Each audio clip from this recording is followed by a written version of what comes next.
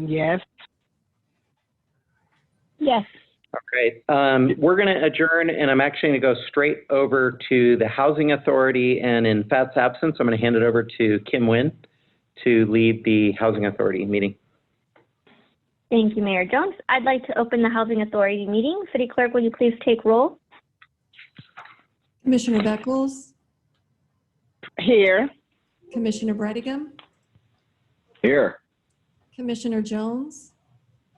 Here. Commissioner Klopfenstein? Here. Commissioner Deidre Nguyen? Here. Commissioner O'Neill? Here. Commissioner Solorio? Here. Vice Chair Kim Nguyen? Here. And Chair Nguyen is, Chair Bowie is absent. Thank you. Do we have anyone present to speak under public comment? No, we do not. No, we do not. Okay, so next up is consent items. I'd entertain a motion in a second to approve items 2A through 2C. O'Neill, I'll move it. Breitigam, second. Thank you. Roll call vote, please. Commissioner Beckles? Yes. Commissioner Breitigam? Yes. Commissioner Jones? Yes. Commissioner Klopfenstein? Yes. Commissioner Deidre Nguyen? Yes. Commissioner O'Neill? Yes. Commissioner Solorio? Yes. And Vice Chair Kim Nguyen? Yes. Motion received, 8 yes votes. Thank you very much. Do we have any matters from commissioners or any directors? Mrs. Chair, I have a matter. George. Okay. Go ahead, Chair or Commissioner Breitigam. Yeah, I just want to urge staff, on the last two reports, September, October, we had 4 people leave the program, which is a good thing. That means they're doing better in life and moving on. But, want to make sure I know we have a long waiting list and, take every step to please fill those vacancies as quickly as possible, because there are still a lot of people in our community in need. And so I just like to, to urge city staff to please don't drag your feet in filling these 8 new spots that opened up. And that's all. Thank you. Any other commissioner wishing to speak? Hearing none, I'll adjourn the Housing Authority meeting and pass it back over to Mayor Jones for the regular city council meeting. Alrighty, thank you. We will call the November 24th meeting of the Garden Grove City Council to order. Madam Clerk, would you like to call roll? Councilmember Breitigam? Here. Councilmember Deidre Nguyen? Here. Councilmember Klopfenstein? Here. Councilmember Kim Nguyen? Here. Mayor Pro Tem O'Neill? Here. Mayor Jones? Here. And Councilmember Bowie is absent. I'll note that we were notified prior to the meeting that Councilmember Bowie would not be here, and we would consider it an excused absence.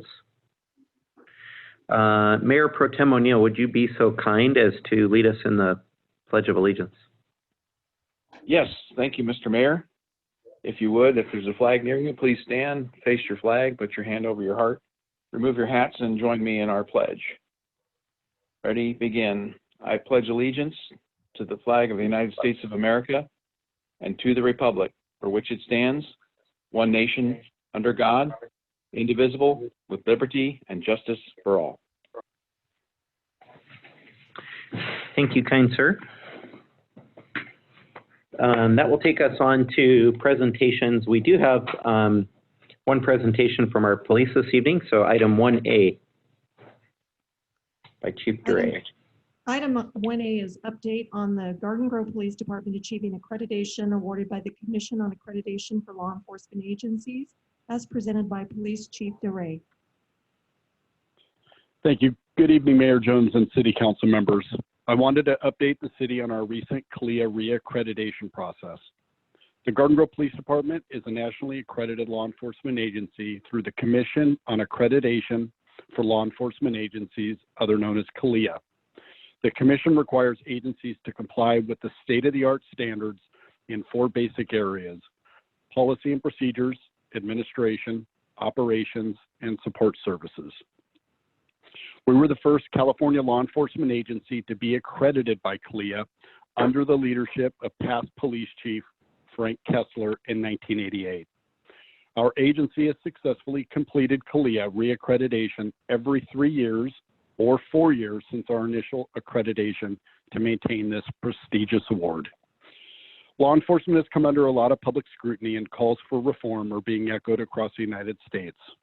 Your police department leadership has recognized the importance to follow current best practices in law enforcement. The true value of accredited status is that it allows the city to demonstrate to its citizens that their police department continually meets professionally recognized standards that were carefully developed by national law enforcement organizations and experts. Other tangible benefits include legally defensible policies, accountability, and public transparency. On November 12th, our department participated in the final step of a 4-year reaccreditation process and attended a CALIA Commission review hearing. Lieutenant Carl Whitney, who is the department's accreditation manager, and I presented the information on the history of the department and answered questions to the committee hearing members regarding our accreditation process and our agency's accomplishments. The commission unanimously approved our department, and we were granted our 10th CALIA accreditation award. We are the longest accredited agency in the state of California. In October, the Department of Justice announced standards for certification on safe policing for communities that will be used to determine United States law enforcement agencies' eligibility for DOJ discretionary grant funding. As the leader in public safety accreditation, CALIA was named as the national certifying authority by the Department of Justice. As a longstanding CALIA accredited organization, our department will receive full support from CALIA to seamlessly respond to the certification demands presented in the latest initiative. Other law enforcement agencies in the county are now seeking CALIA accreditation in order to be certified to apply for DOJ discretionary grant funding. We will continue to lead and assist our partner agencies as they seek their own CALIA accreditation. I would like to thank Lieutenant Carl Whitney for his dedication to the CALIA process and his tireless efforts in making sure we were successful in our CALIA accreditation process. I would also like to thank the entire City Council and city staff for their continued support of the police department. Thank you. Wonderful. I think I speak on behalf of our entire council that we're very incredibly proud of our department, and this reaccreditation is just another testament to where we stand and how we do what we do so well. So thank you, Chief. We'll move on to oral communications. Madam Clerk, do we have any speakers there in the chambers? Yes, we do. Mayor Jones, we have Mr. Craig Durfee. Okay, great.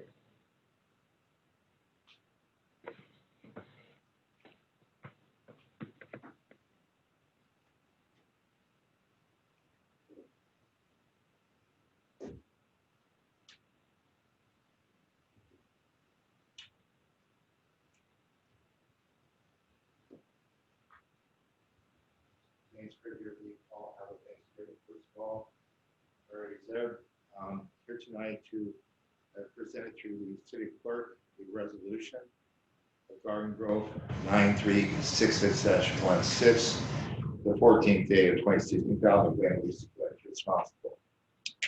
Lights have been out since January. The police report is Acacia Nelson Air 2014, made a model of that location. As such, we have on 4A tonight on your awarding a contract for Garden Grove Park. In the background, security lighting. Who's going blue today? That's the question there. Do you have your council have a a process to ensure that the administration is adhering to the principles of the agreement with Caltrans and OCTA. It bothers me such a common complaint with Caltrans 12 OCTA formula complaint. In the body of that, you're supposed to meet the Environmental Quality Act. Instead, you don't even have trash cans or dog bags, and as such, that is hazard material. Any impeding of the flow of traffic on the trail, and I've been out there. Yes, you do have a candy there, council, but you don't have signs for proposed granted. You're not educated of the population. The bicycle, mayor and council, is a moving vehicle. I'm sure the chief would agree with me. And if I was to violate the law, I would be ticketed, which I have research on that. But then it also causes impeding flow of traffic for bicyclists, and therefore it becomes a hazard in terms of injuries. You see, Mayor, I've been in this for 9 years. You know me, and I'm in the paper, and I have a website. When are we going to get staff who are equipped and educated about the issue here? Because you have a document from the local roadway safety plan. It's a strategy to reduce fatalities, and it is a form of your engineering will bring this to you, or a reduced by having vision zero, like in Berkeley, say. And if you don't need it, then cycle 11, you're out of money. I think you have a problem with Chapman and Gilbert. The paint wears out and it's really bad. I think you have to realize that autocratically, your council seat is not working anymore. You lost 14 million for your candidate for mayor. You can't keep cutting back because you're keeping recalling infrastructure that makes your business work effectively in terms of mobility issues. And as the first mile in AUDs, you're just delaying the process. So I'm calling a form of complaint because it doesn't seem to resonate with this council nor staff. And I think it's the interest of the public to have representation. And I asked O'Neill to meet with me. Thank you. You'll get my letter soon.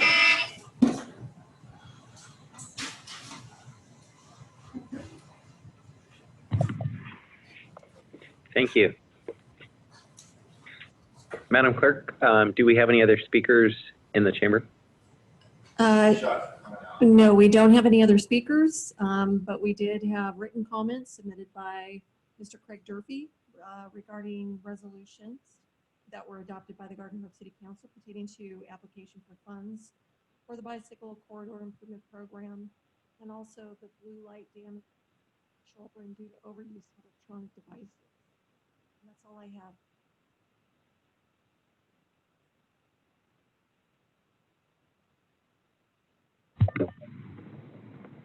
All righty, thank you.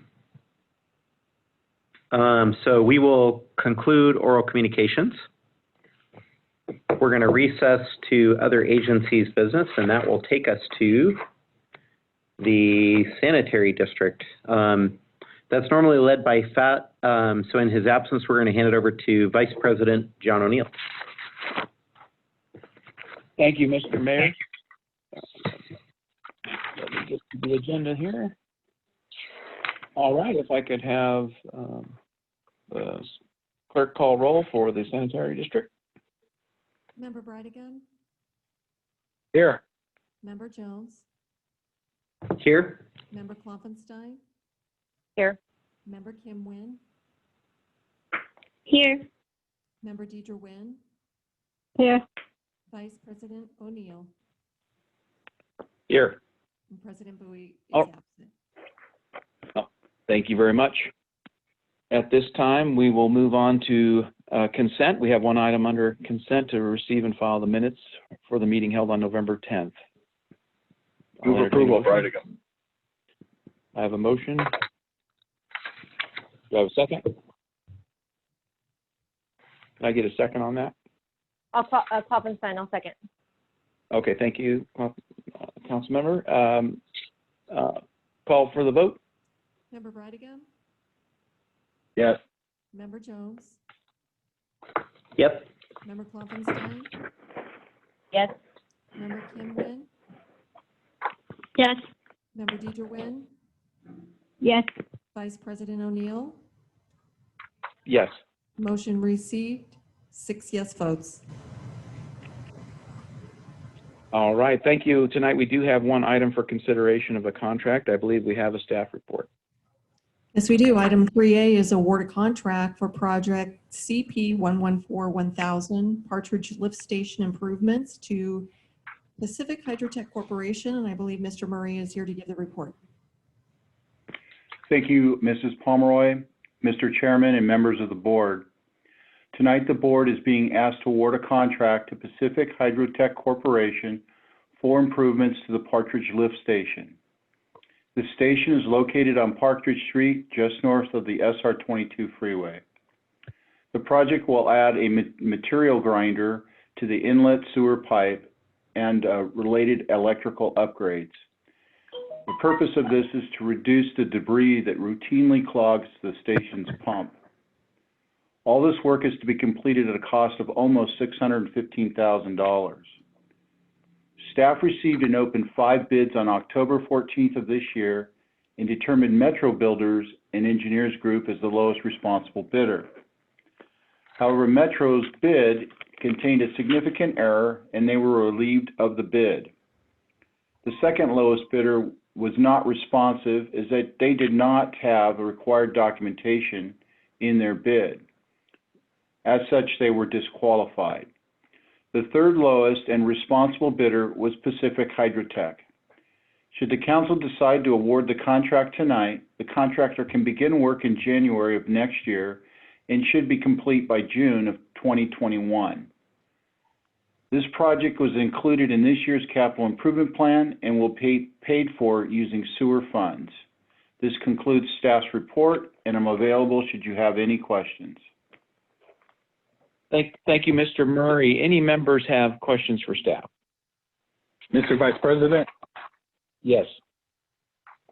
So, in reviewing the bids and the contract, I look at Pacific Hydrotech, and they're, nothing but positive reviews about them on the internet, and different cities have nothing but positive reviews. But I did get a little heartburn about the way our lowest bidder went out. The lowest bidder was actually Metro Builders, as Bill Murray had just told us. And they were literally $75,000 cheaper.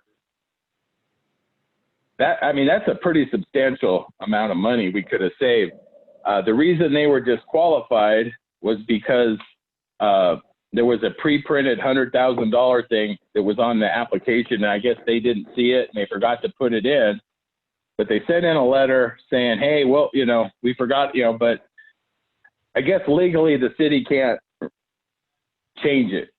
So unfortunately, it was their error, nothing that the city did.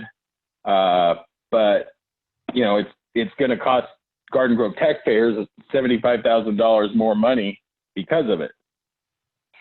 So, I get a little heartburn on stuff like this. Personally, I think, we should try to, city staff, maybe we could look at ways to make sure that kind of thing doesn't happen again. Maybe put it in big red letters on the, RFP or something. There's don't overlook that or something. But in the future, we should look at ways that we can keep that from happening in the future, because $75,000 in today's world goes a long way. And I don't want that to happen again. May I and comment? That's all I got to. Thank you, Councilman Brightigan. Mr. Murray, did you want to comment on that, or is that good? If that's acceptable, Mr. Chairman, I'd like to make a quick rebuttal to that. Sure. There Well, is certainly a way to do that, and it's we have a pre-bid meeting with contractors. However, in our current stage of COVID, those pre-bid meetings with contractors are essentially canceled. So that's kind of really, when you look at it, that's probably what caused the issue. But maybe in the future, we'll get back. Yeah. Yeah, but if anything comes up while we're still in COVID, maybe we can do those meetings via Zoom or find some kind of way to, I just hate seeing, the city flushing $75,000 down the toilet, literally. Yeah. So, Okay. you know, if there's something that we could do to keep that from happening again, let's do it by all means.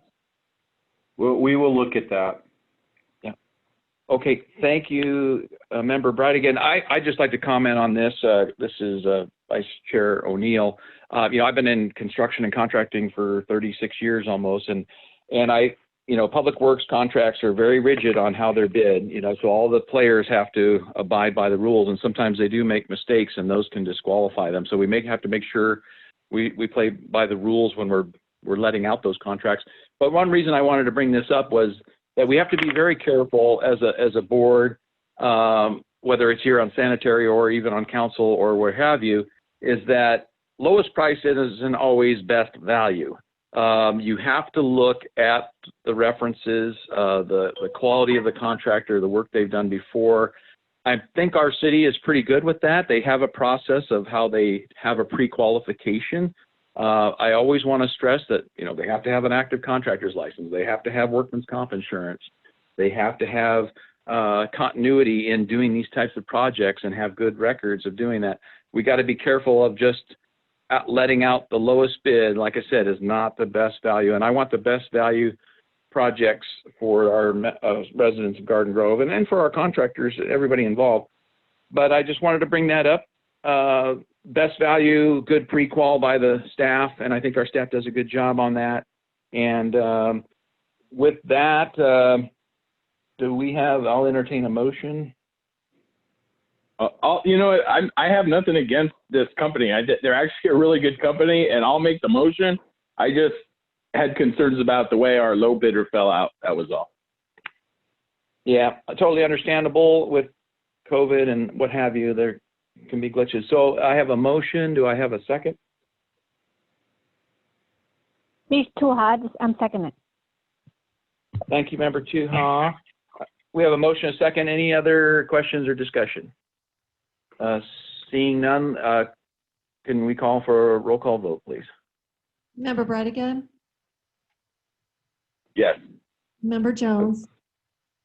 Yes. Member Klopfenstein. Yes. Member Kim Nguyen. Yes. Member Deidre Nguyen. Yes. Vice President O'Neill. Yes. Motion received, 6 yes votes. All right, thank you. Any other matters from the board members? Hearing none, we will go ahead and adjourn the Sanitary District and back to City Council. Okay, I'm actually going to take us straight over to Successor Agency. So we'll open Successor Agency. Madam Clerk, will you please call roll? Member Bright. Here. Member O'Neill. Here. Member Deidre Nguyen. Here. Member Klopfenstein. Here. Member Kim Nguyen. Here. Chair Jones. Here. And Vice Chair Bowie is absent. Thank you. We already did oral communication simultaneously with other legislative bodies. So we'll go to consent items, and it's just receive and file the minutes from November 10th. Do I have a motion? O'Neill will move it. Final motion. Okay, O'Neill second. Roll call vote, please. Member Bright. Yes. Member O'Neill. Yes. Member Deidre Nguyen. Yes. Member Klopfenstein. Yes. Member Kim Nguyen. Yes. Chair Jones. Yes. Motion received, 6 yes votes. Any matters from successor agency members? Okay, seeing none, we will adjourn successor agency and reconvene City Council. Takes us on to consent items. It's recommended that items 3A through 3K be acted on simultaneously unless anyone would like to pull any items. Any requests to pull? I'll motion to approve the balance. Mr. Mayor, I'd like to pull 3I. Okay. We have a motion for the balance. Do we have a second? O'Neill, second. O'Neill, second. Roll call vote, please. Member Bridegan, Yes. Councilmember Deidre Nguyen, Yes. Councilmember Kloffenstein, Yes. Councilmember Kim Nguyen, Yes. Mayor Pro Tem O'Neill, Yes. Mayor Jones. Yes. Motion received, 6 yes votes. Takes us on to item 3I, graffiti abatement, as pulled by Councilmember Bridegan.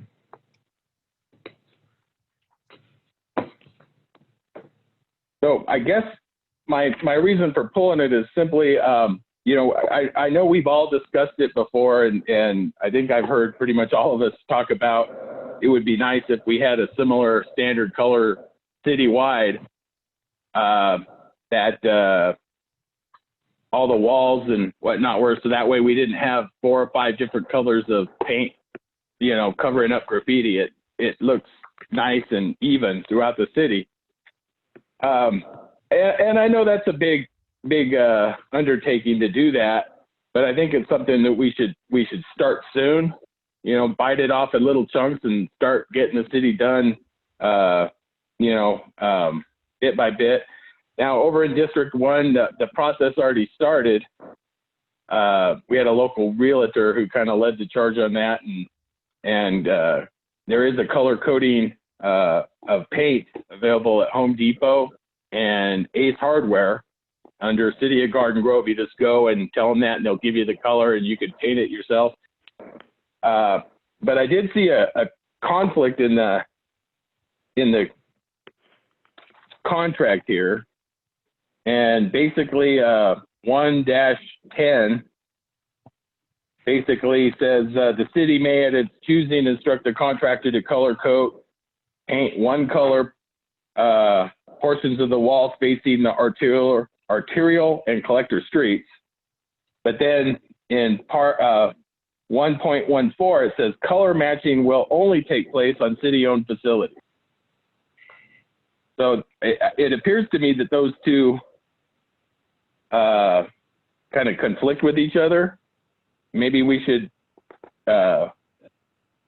address that before, you know, approving a contract. So that was my only real concern. I had a few others, but Bill Murray had already addressed those concerns in the contract for me. So that was about the only thing left that I saw. Cool. I'll piggyback real quick and just say we should also share with the public what that graffiti overspray color is too, so that private property owners could go, you know, to local stores, Dunn Edwards, Home Depot, whatever we have in town, Shell Park paint, that kind of stuff, and they would know how to match it, just so there's consistency even for the private sector as well. Yeah, if any private person can go into Home Depot or Ace Hardware right now and just say their computer has it listed as City of Garden Grove, and you can pick up the paint, they'll just give it to anybody could buy it. Mr. Mayor. This is Councilmember Kim Nguyen. Go ahead. I heard two, but I don't know who the other one was. It was John O'Neill, but ladies first. Go ahead, Kim. It was Councilmember Kim Nguyen. Thank you. This is an item of particular interest to me, but given the constraints that we have with COVID, I wasn't going to make any comments, but seeing that some other council members are making comments, I'd like to add that in the future, when we have the available fundings, I'd like to see this program expand further. I know right now some of the challenges we're hearing from business owners or apartment complexes that they don't have the capacity to continually paint over graffiti. There's several businesses and apartment complexes around the area which I live that, you know, they'll go and paint a surface and then by the next day there's graffiti back up. There's a complex near me that has probably 10 different layers of graffiti on it. And while I've worked closely with Garden Grove Police Department to kind of keep eyes and patrol the neighborhood, you know, it still occurs. We have Taqueria de Anda that's not even open yet on Chapman and Haster that every other couple days they have graffiti. It's a little bit embarrassing, to be honest, to have our businesses facing this challenge and there's not much that we can do. So I would like to see us expand the program in the future and help our businesses a little bit more. And as far as color matching, I think we should be able to provide that in an expanded version as well moving forward. So that's something that I'd like for the council to consider in the future budget, that we, expand services that are going to benefit our city as far as bringing in businesses and wanting to have businesses here. I think aesthetics is important and that draws attention either negatively or positively. So something we definitely need to consider moving forward.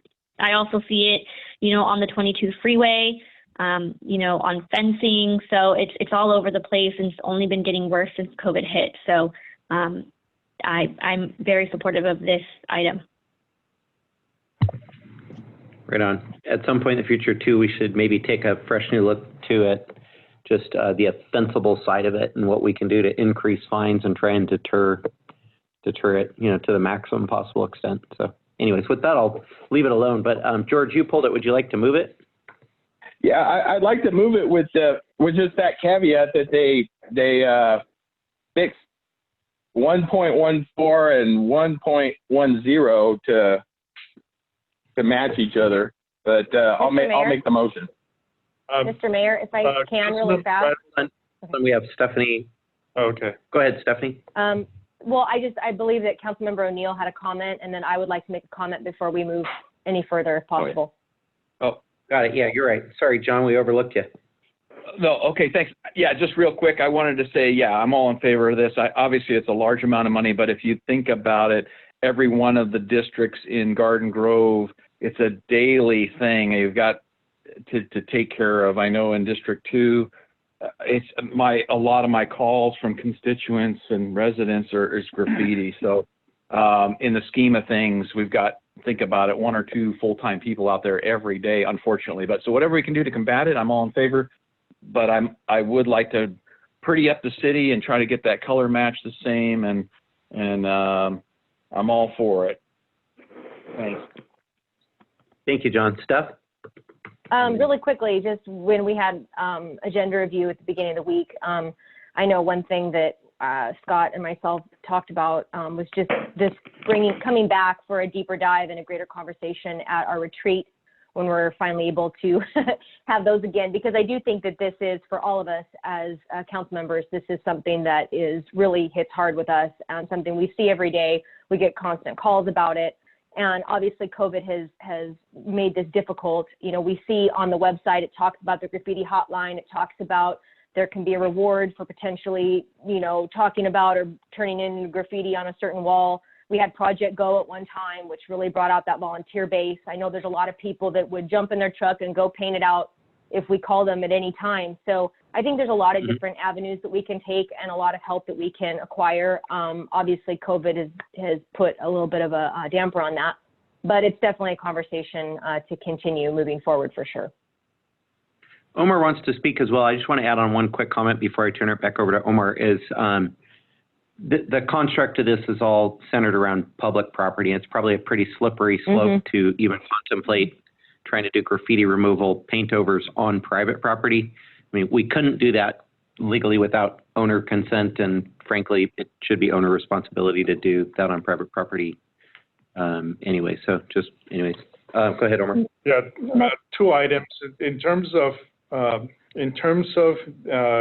sections 110 and 114 of the scope of work, they are different, and necessarily so, because 110 deals with painting over private property.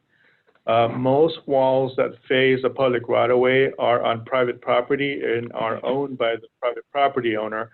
And we start with notifying property owners that need to address the graffiti, but many times they give us consent to go ahead and paint over. When we get consent, then what we do is we can authorize the contractor to color match or simply paint one color. As to 114, that deals with city-owned property, and obviously we control the paint that goes on our buildings. And that's why those 2 sections are different. And I think that it would be very difficult to make them the same because we don't have the same control over private property that we have over city-owned property. That's all I wanted to say. Yeah, I see what you're saying, but the thing is where it kind of makes it a little more confusing on 110, it says the city may, at its choosing, instruct a contract to color code. Portions of the walls facing arterial and street collector streets, which are by definition private property in our city, not public property. So that was just what made it a little confusing, but I kind of see what you're saying, Omar. Was there somebody else want to make a comment? Okay, cool. So, George, we got a motion. Did we have a second? I'll second. Well, I'll amend my motion. With Omar's explanation that it's just accept the contract. Okay, thanks, George. Do I have a second? I'll second. Klopfenstein. Great. Madam Clerk, roll call vote, please. Councilmember Brightigan, Yes. Councilmember Dieterwit, Yes. Councilmember Klopfenstein, Yes. Councilmember Kim Nguyen, Yes. Mayor Pro Tem O'Neill, Yes. Mayor Jones. Yes. Motion received, 6 yes votes. Thank you. That takes us on to items for consideration. We have several, so starting with 4A. Item 4A is award a contract for city project number 2163101280, Garden Grove Park Improvements Revised, to Landforms Landscape Construction, Inc. And I believe Ms. Palaio is here to give the report. Hi, everyone. Good evening, Mayor and members of the City Council. This evening, staff is requesting for the City Council to award a contract for the Garden Grove Parks Improvement Revised project to Landforms Landscape Construction, Incorporated. On September 22nd, 2020, City Council approved staff's request to reject the 14 bids that were received on August 31st. Following that City Council approval, staff prepared a revised scope of work that did not include the playground equipment, playground surface, and playground shade units.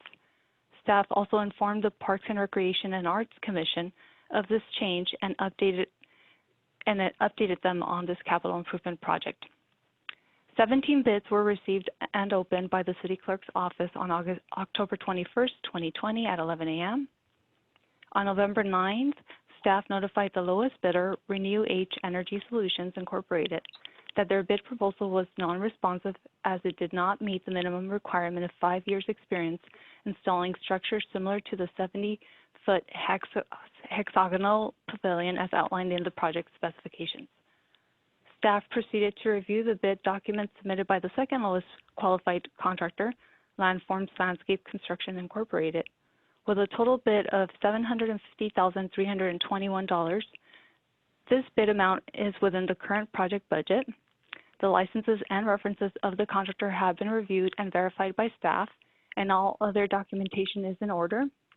If approved, the contract schedule would start next month with completion date anticipated for June 2021. There would be no financial impact to the city's general fund. This improvement is included in the Community Services Capital Improvement Budget and is funded by CDBG funds as well as citywide park fee funds. Staff would like to recommend that the City Council award a contract for the Garden Grove Park Improvement Revised project in the amount of $750,321 to Landforms Landscape Construction, Incorporated, and authorize the city manager to execute the agreement on behalf of the city and to make minor modifications as appropriate. That concludes staff's report, and I'm available to answer any questions. Thank you. Any questions or comments? Or a motion? I'll move it, George. Deidre, I'll second it. Great. Roll call vote, please. Councilmember Brightigan, Yes. Councilmember Dieterwit, Yes. Councilmember Klopfenstein, Yes. Councilmember Kim Nguyen, Yes. Mayor Pro Tem O'Neill, Yes. Mayor Jones. Yes. Motion received, 6 yes votes. Alrighty, 4B. Item 4B is award a contract for IFB number S1274, on-call reclaimed asphalt pavement slurry seal for various city streets to American Asphalt South, and Mr. Murray is here to give the report. Thank you, Ms. Pomeroy, Mr. Mayor, and members of the City Council.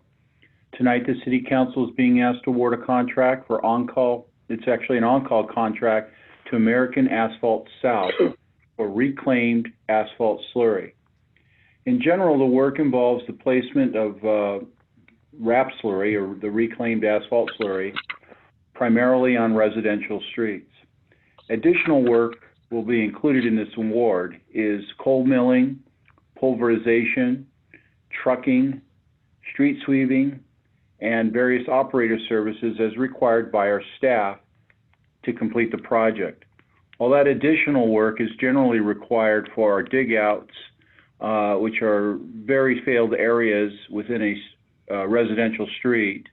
We'll go ahead and dig that out, repair that section, and then go ahead and place a slurry on top. And so these operations will assist with that.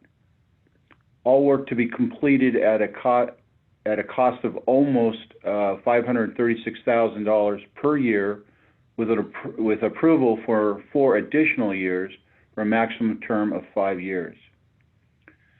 Staff received and opened 4 bids and determined American Asphalt South was the lowest responsible bidder. Should the council decide to award the contract tonight, the contractor can begin work early next year. However, the bulk of our slurry seal projects are complete during the summer months. Some of this other work that we specified, such as the coal milling and pulverization, what have you, will be done probably during the spring. This annual project was included in this year's capital improvement plan and will be paid for with gas taxes, and is included in the Public Works budget for this fiscal year. This concludes staff's report. I'm available should you have any questions. Thanks, Bill. Colleagues, any questions or comments? O'Neill, move to approve. Klopfenstein, second. Roll call vote, please. Councilmember Breidica, Yes.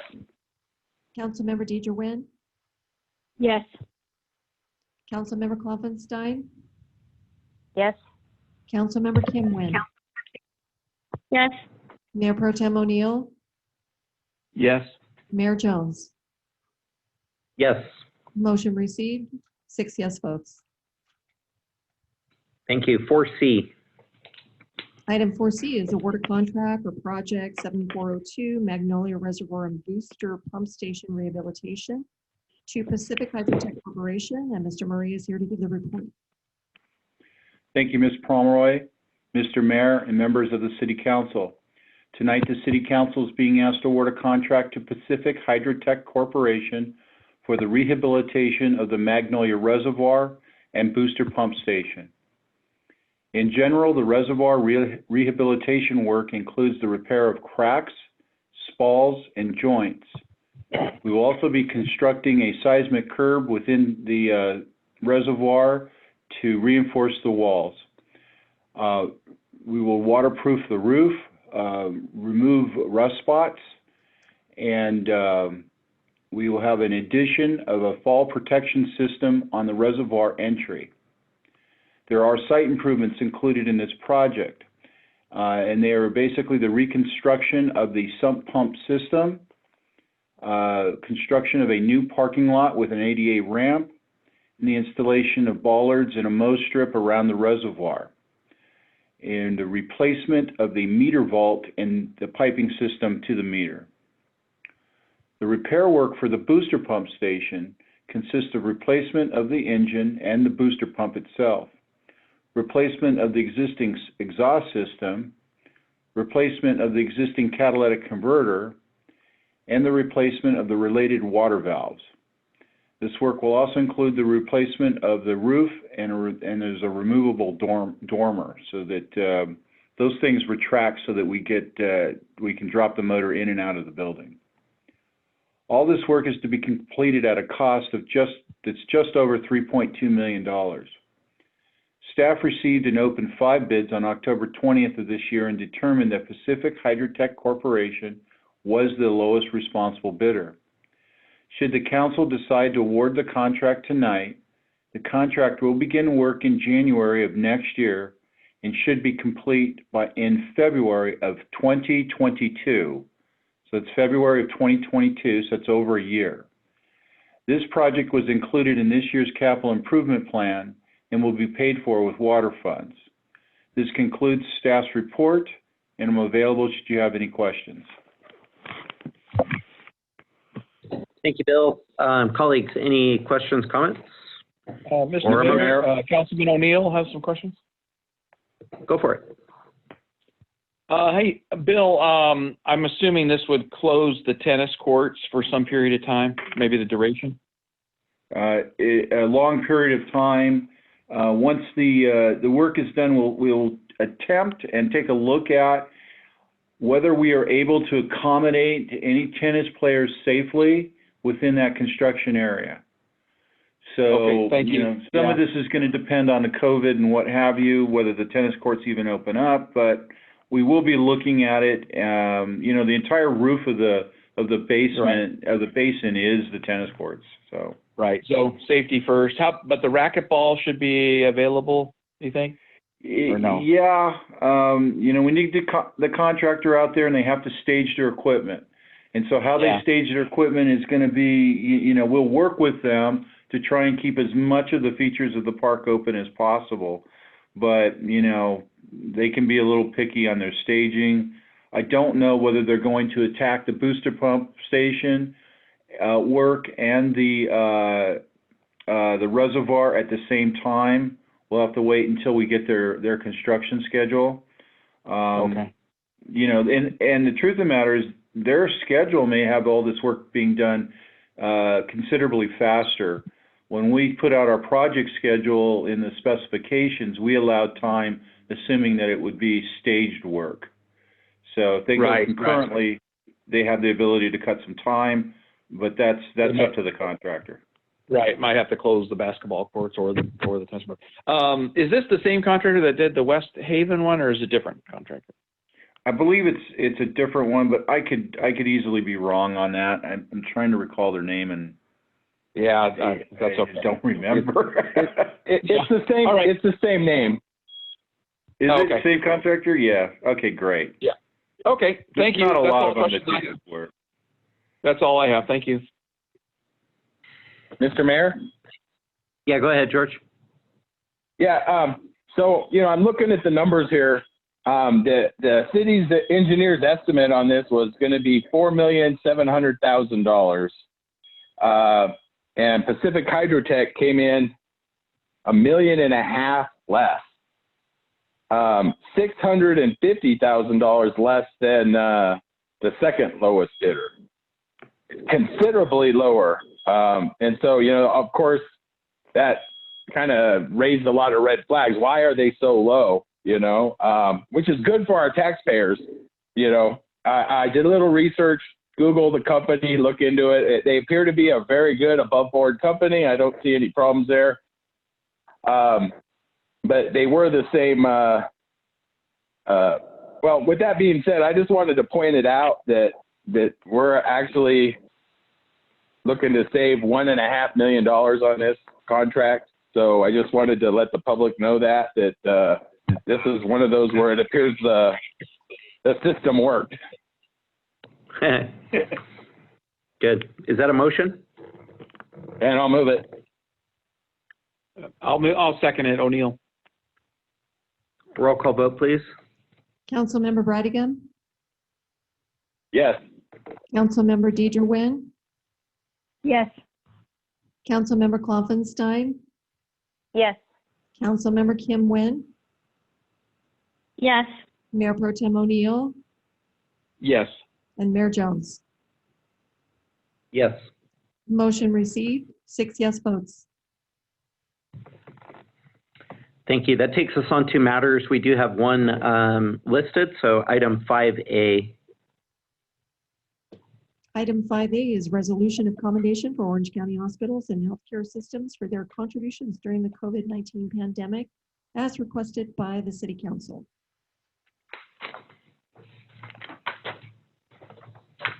I believe this is the item that I brought forward. This is Councilmember Kim Nguyen. This is the item that I brought forward at the previous council meeting. So with that, I'd like to motion to approve this item. I'll second. I'll second it. Klopfenstein. Stephanie, second. Great. Thank you. Call to vote. Roll call vote, please. Councilmember Brightingham, Yes. Councilmember Deidre Nguyen, Yes. Councilmember Klopfenstein, Yes. Councilmember Kim Nguyen, Yes. Mayor Pro Tem O'Neill, Yes. Mayor Jones. Yes. Motion received, 6 yes votes. All righty. Thank you. Matters from council members will go around the horn from the top down this time. So Councilmember Kim Nguyen, D6. Thank you. I wanted to just bring forward a couple of things that I've been hearing from residents, one of which I've received a couple emails regarding mental health, one specifically tied to our seniors and one just in general, requesting more services. And while mental health services is not necessarily a service that the city provides, the idea was shared that perhaps we could provide a platform such as Zoom to host and have licensed professionals have meetings or set up, meditation or yoga or potential coffee chats in order to allow a space for residents to convene together, support one another, and in place of events that we would have in person. So that's definitely something I'd like to explore with staff and maybe bring something back as an idea to share with the rest of City Council. Another item, I want to just make it very clear to the residents of Garden Grove that if there are egregious incidents of noncompliance in regards to the shutdown and COVID, that our Garden Grove Police Department does issue and will continue to issue citations when necessary. I know that we're all getting very restless, but we all knew that the second wave would come and it was predicted to happen during the winter, and here we are. So it's time for us to really come together and ensure that we work together so that we can have a quicker recovery and hopefully have less cases and less deaths as we've seen them spike over the last few weeks. I'd also like to personally thank staff, specifically our Economic and Community Development Department. I participated in a roundtable over on the subject of RENA, hosted by the League of California Cities OC Division, and want to thank them for their efforts in helping support me to present about Garden Grove's RENA numbers and our appeal process that we're going through. And with that, I'd just like to wish everybody a happy Thanksgiving. Thank you. District 5, Councilmember Stephanie Klopfenstein. Sure, thank you. I just want to congratulate the Garden Grove Police Department again on their 10th CALEA accreditation. This is just such an amazing accomplishment. So again, congrats. And on the vector control front, we just wrapped up the 2020 campaign for this mosquito season. Although these mosquitoes, unfortunately, have found a way to survive year-round, the traditional mosquito season is wrapping up. The name was Tip Toss, Take Action. Vector looks for various ways to get the messaging out. Obviously, outreach and education is of paramount importance to the district. And I was pleased to say that, again, this year, we far and away beat out every other city in terms of our messaging and just our outreach and our education and having it on billboards and bus benches and so forth. So congrats to the city for really getting that message out to the public. And I also want to wish everyone a very happy Thanksgiving. Thank you. District 3, Councilmember Deidre Tuhawin. Thank you, Mr. Mayor.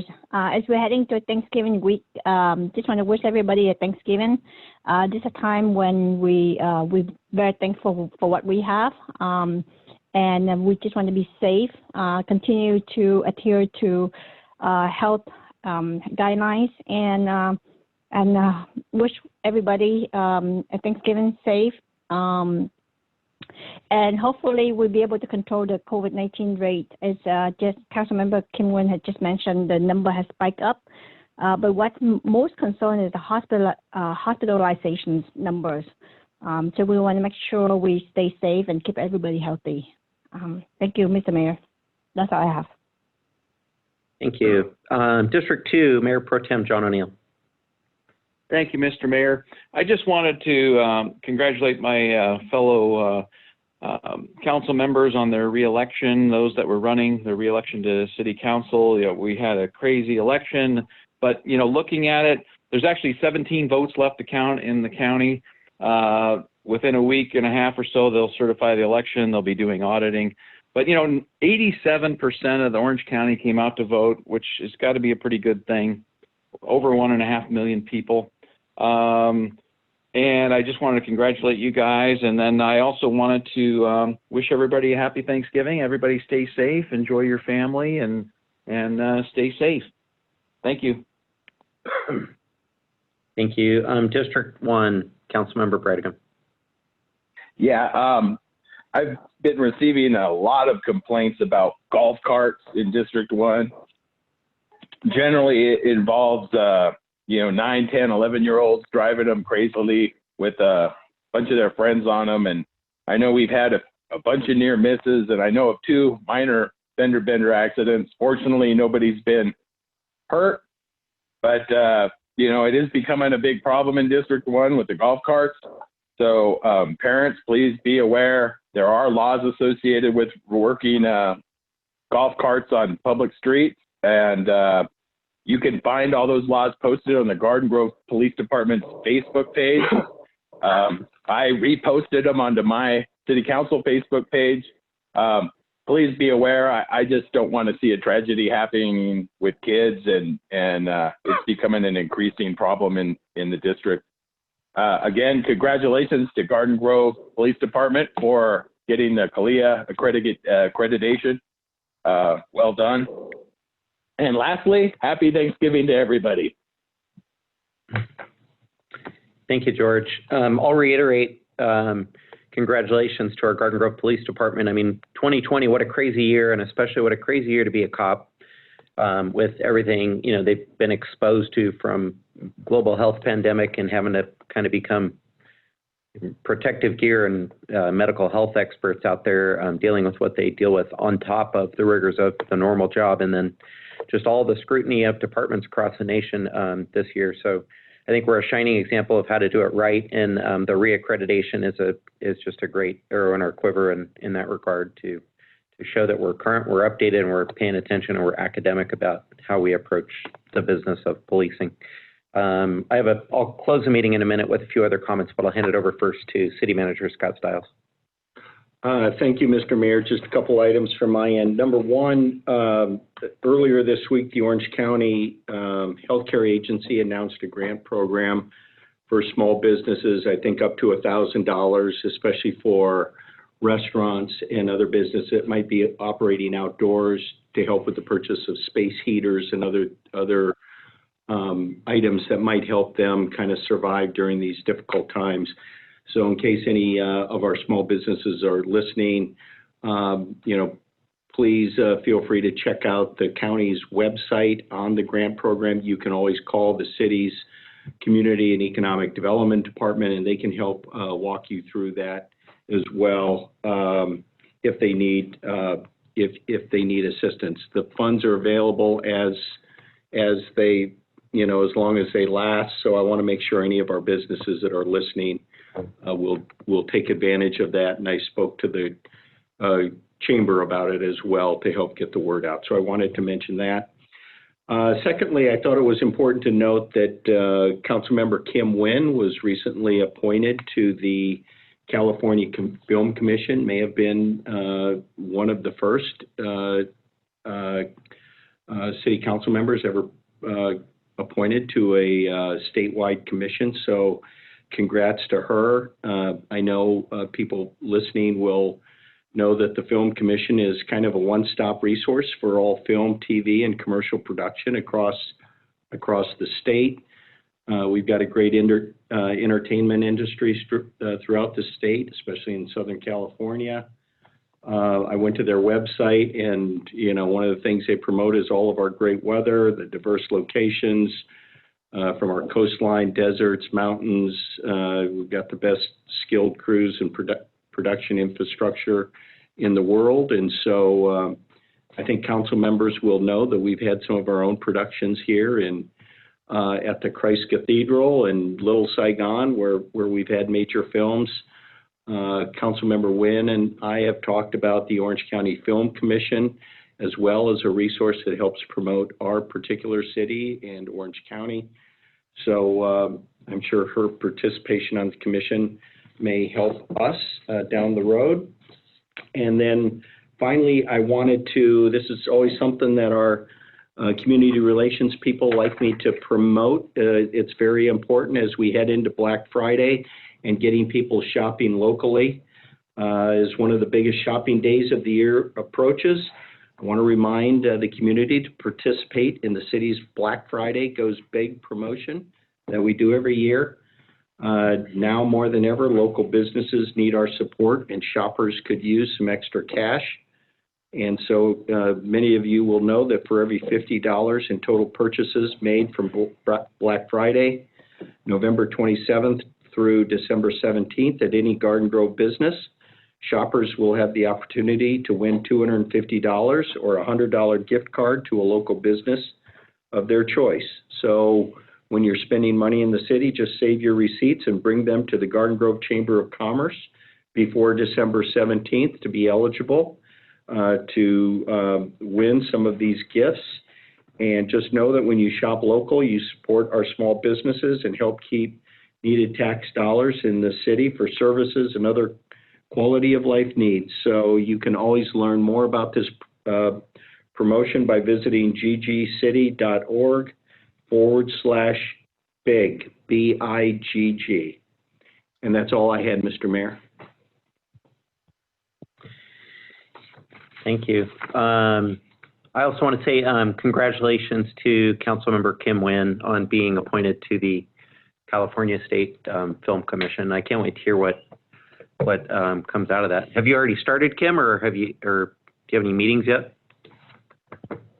Thank you, Mayor Jones. Yes, I actually had my first meeting 2 weeks ago, and it was really exciting. They had a pianist come and do a couple of film scores for us just to welcome all the new members. And we got to get our first look into the tax credit program that's being initiated here in California. So some exciting things already happening. And I know that one of the big pushes is for diversity and inclusion in the film industry. So I'm really excited to get to work on that. Cool. All right, thank you. General Counsel says there is no reportable action from our closed session that we did before the meeting. So I'm just going to go ahead and close in honor of a couple members of our community who we lost. Former Fire Chief Warren Hartley and also community member Bill Caitlin. It is with great sadness to adjourn tonight's meeting in memory of former Fire Chief Warren Hartley and community volunteer and resident Bill Caitlin. Two very different men with one thing in common, which was their dedicated service to Garden Grove. Former Fire Chief Warren Hartley recently passed away after battling cancer. He was a distinguished professional who was serious about his responsibility for the well-being of all those who served the Garden Grove Fire Department and for the community in which they served. He joined the Garden Grove Fire Department in 1969, achieved the rank of fire captain in 1979, battalion chief in 1994, division chief in 1995, and ultimately fire chief in 1997. His professional experience and knowledge about the community was invaluable, and he came out of retirement to serve as the interim fire chief in 2014. Firefighters who reported to him were grateful for his support and vote of confidence, and he was quoted as saying, "If I didn't believe in the excellent reputation and high caliber of the Garden Grove Fire Department, I wouldn't have taken this job." On behalf of the city and City Council, I'd like to offer sincere condolences to Warren Hartley's family and to his colleagues. The city also recently lost a highly esteemed Garden Grove resident and volunteer, Mr. Bill Caitlin. Originally from Burbank, California, Bill served in the United States Army from 1956 to 1958. He and his wife, Sue, were married for 64 years and have 3 sons, 7 grandchildren, and 1 great-grandchild. The Catlins have been residents of Garden Grove for 61 years, both dedicated to serving the community. Bill was a community volunteer for over 50 years, devoting more than 100 hours to the Garden Grove Strawberry Festival Association and 50 hours to the Garden Grove Elks Lodge every year. He served as the Garden Grove Strawberry Festival Association president in 2008 and Garden Grove Elks Lodge chairman of the board in 2006. He received the Garden Grove Elks Lodge Citizen of the Year in 2002, Garden Grove Chamber of Commerce Man of the Year in 2007, Cypress College Americana Awards Citizen of the Year in 2014, Garden Grove Elks Lodge Morrison in 2018, and just last year in 2019 became the Strawberry Ball King. Many of those who knew Bill described him as a gentleman who was committed to his family and serving his community. Our city was fortunate to have had such selfless and exemplary individual in the community who will be warmly remembered. On behalf of the city and city council, I would like to extend our most sincere and wholehearted condolences to Bill's wife, Sue, and the entire family during this time. Thank you, and with that, we will go ahead and adjourn tonight's Garden Grove City Council meeting. Have a great evening, everyone, and have a wonderful Thanksgiving. Be safe. Good night. Happy Thanksgiving. Happy Thanksgiving, guys.